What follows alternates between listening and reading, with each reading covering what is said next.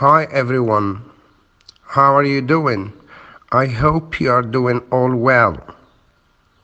Welcome back to another grammar lesson, the active voice and the passive voice. In this lesson we shall talk about the theory behind the active voice and the passive voice. We will try to understand them.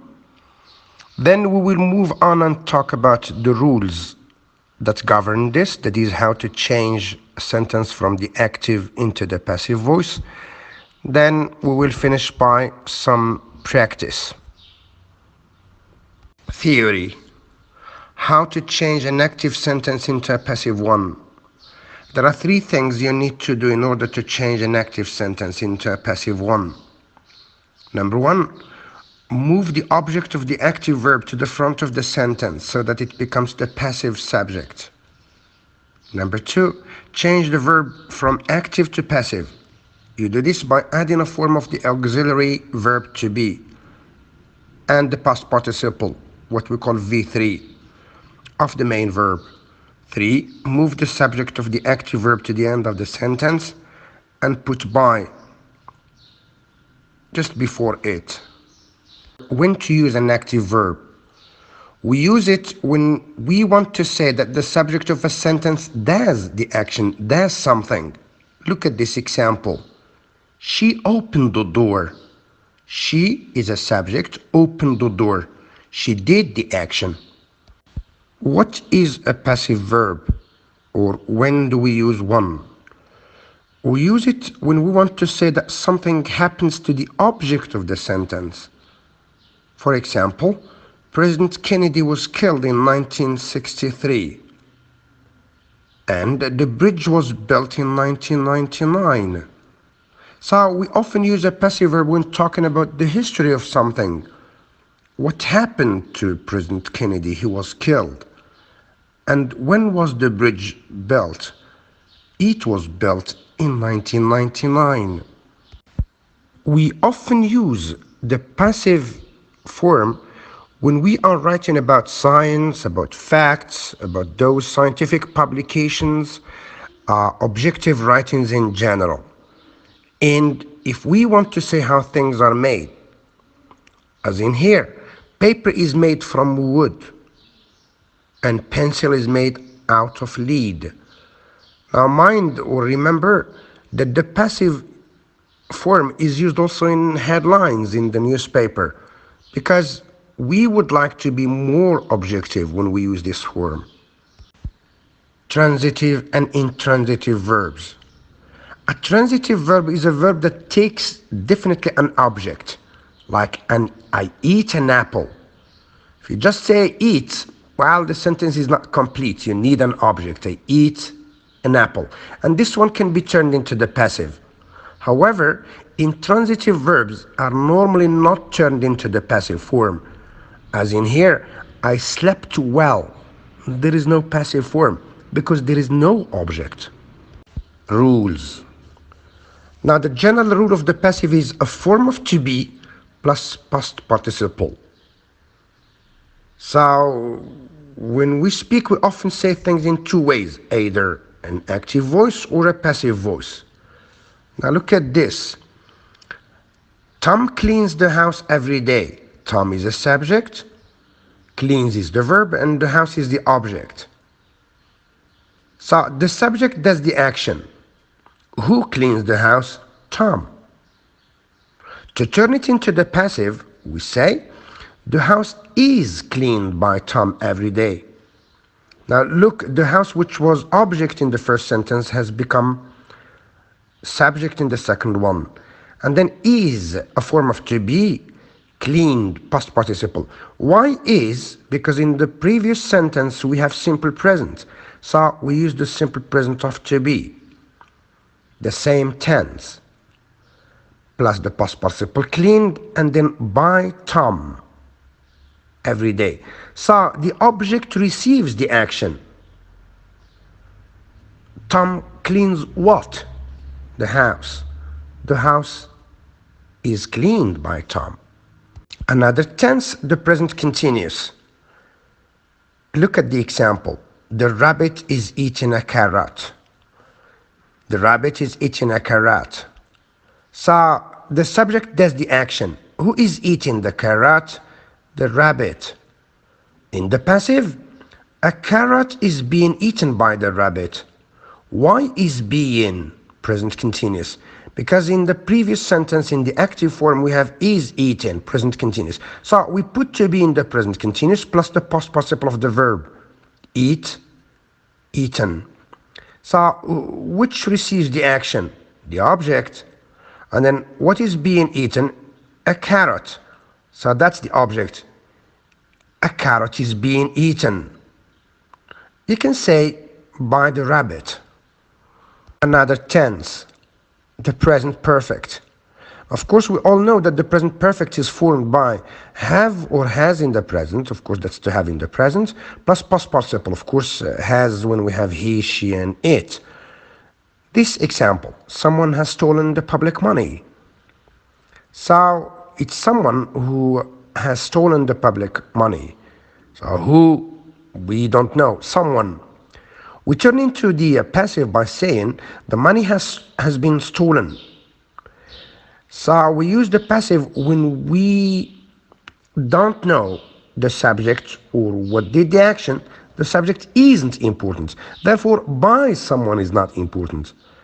So to form the passive, we use transitive verbs, always as I told you before, that can take an object or a direct object. As in here, what has been stolen? The public money. No need to say by someone, because, well, it doesn't add anything. We don't know who someone is. With another tense, the simple past. A simple past, we have regular and irregular verbs. Of course, here we have an example with a regular verb. Someone baked a cake.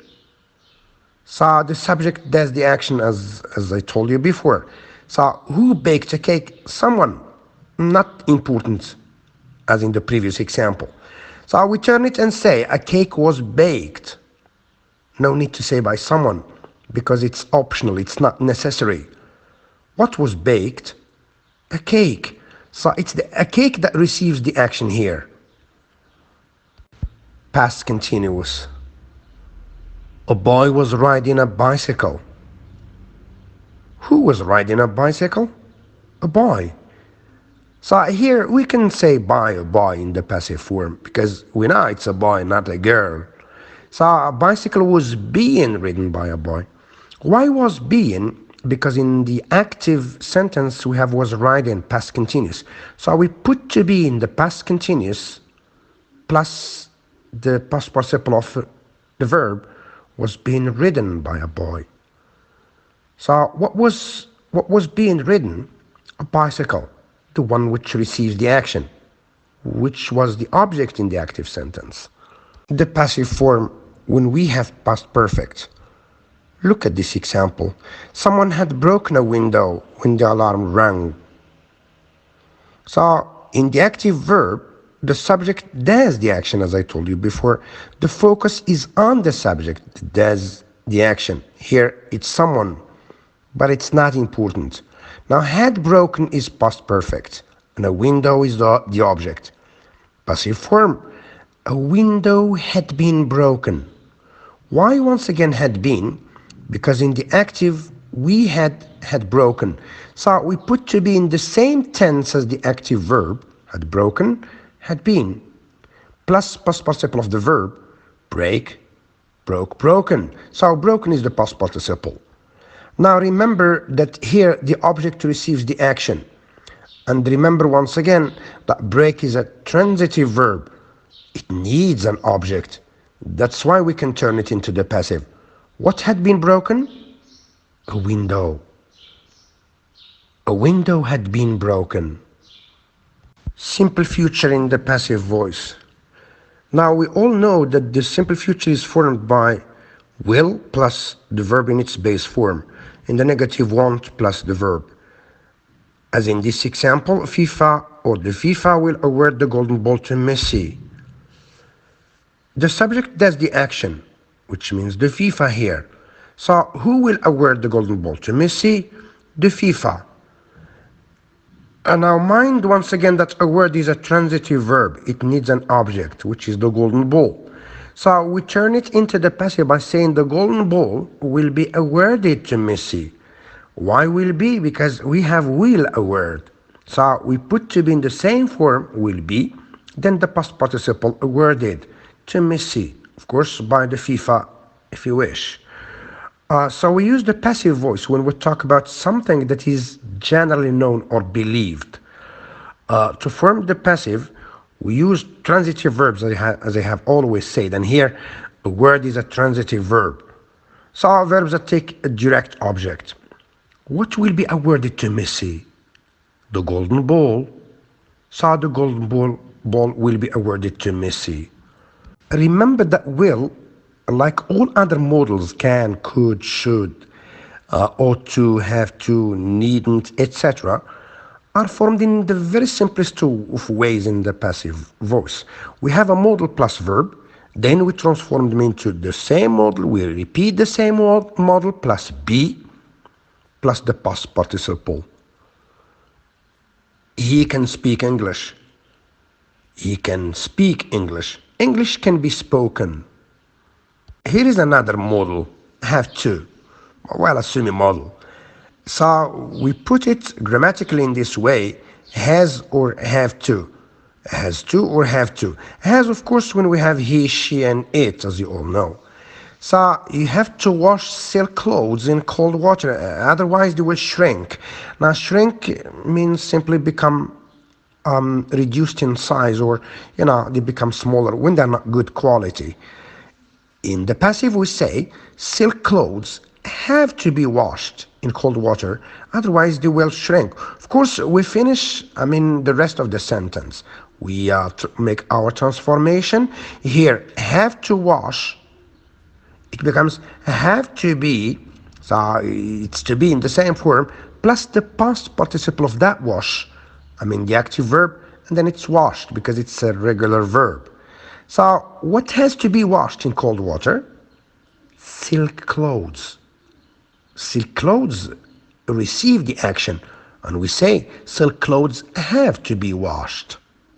Here is a table, a chart that summarizes the whole transformations with different tenses: the present simple, present continuous, present perfect, past simple, past continuous, future, and the infinitive with have to. Then what is important about this chart is that it gives you all the forms of to be, which actually we need when we want to transform into the passive. Then it's always a form of to be plus the past participle. Pause the video and have a look at this chart. Time to practice. Exercise number 1 or practice number 1. Turn these sentences into the passive. The first one was done for you. Pause the video once again. Think about the sentences and turn them into the passive. Show me a good job. More practice. Practice number 2. Turn the sentences once again you have there in the chart into the passive form. Please leave your answers down the video. I will have a look at them and correct them if need be. Thank you and show me a good job. My lesson has come to an end. Thank you for listening to me. Thank you as well for following Abdel's lessons. I hope you profit from them. And ta-ta for now.